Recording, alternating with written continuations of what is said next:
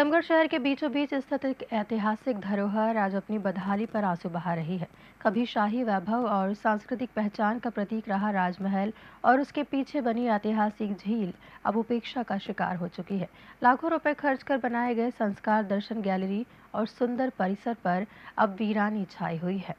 टीकमगढ़ का ऐतिहासिक राजमहल, जिसे कभी रानी के निवास के लिए तैयार किया गया था, आज अपनी पहचान बचाने के लिए संघर्ष करता नजर आ रहा है। महल के पीछे स्थित वो प्राचीन झील जहां रानी स्नान किया करती थी, अब गंदगी और अव्यवस्था से घिर चुकी है। एक समय ये झील शहर की सुंदरता और ऐतिहासिक विरासत का महत्वपूर्ण हिस्सा मानी जाती थी, लेकिन देखरेख के अभाव में यहाँ जलकुंभी, कचरा और अतिक्रमण ने कब्जा जमा लिया है। स्थिति बिगड़ने के बाद नगर पालिका ने लाखों रुपए खर्च कर झील का जीर्णोद्धार कराया। आसपास के क्षेत्र को आकर्षक बनाने के लिए सुंदर गैलरी और संस्कार दर्शन केंद्र विकसित किया गया। इस गैलरी में इतिहास, संस्कृति और भारतीय संस्कारों से जुड़ी आकर्षक पेंटिंग्स लगाई गई थी, ताकि लोग यहां आकर अपनी विरासत को करीब से जान सके। लेकिन अफसोस, साल 2010 के बाद इस गैलरी पर ताला लग गया और धीरे धीरे पूरा परिसर फिर से बदहाली की ओर बढ़ने लगा। मैं जन्म से यहीं पर रह रहा हूँ, शुरू से देख रहा हूँ कि रौरैया पहले बहुत गंदगी थी। इसके बाद के श्रीवास्तव जो विधायक जी हुए हैं, उन्होंने साफ सफाई करवाई थी, वो चेयरमैन थे। इसके बाद जब वो चेयरमैन से हट गए, इसके बाद यहाँ पर जो लाइटें थी वो कुछ भी नहीं है अब आजकल। ना झाड़ू लग रही यहाँ पे, ना कुछ ताला पड़ा हुआ है, आप खुद स्वयं देख लें। कभी ताला खुलता है कि नहीं खुलता यहाँ का? कभी कभार खुलता है।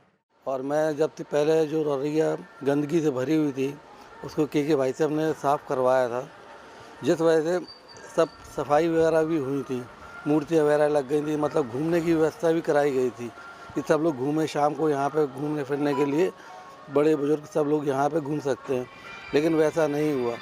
जब काम रुका तो काम रुक के ही रह गया। बारिश में पानी इतना भर गया है कि वो कम से कम 20 फुट ऊपर तक पानी आ चुका है रौरैया में। जहाँ पे इतनी गंदगी हो चुकी है, वहाँ सफाई हो ही नहीं रही है कि पानी का निकास कहीं से है ही नहीं। आज हालात ये है कि परिसर में जगह जगह गंदगी फैली हुई है और गैलरी वीरान पड़ी है। ऐतिहासिक धरोहर अपनी सुध लेने वाले लोगों का इंतजार कर रही है।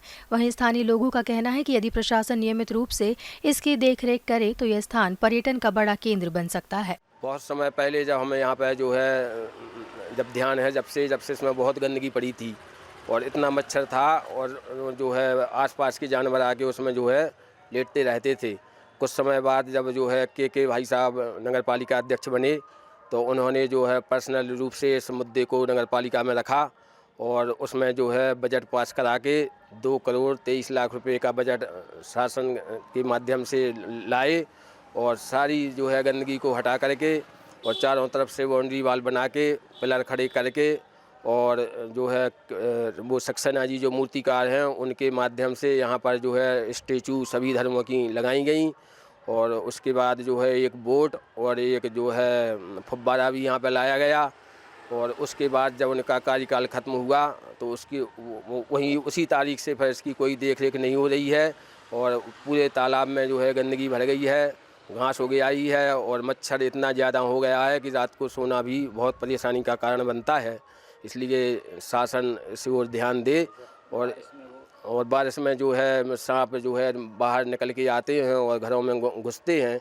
हमने स्वयं 2 बार जो है वन विभाग की टीम बुला करके और सांपों का रेस्क्यू कराया है।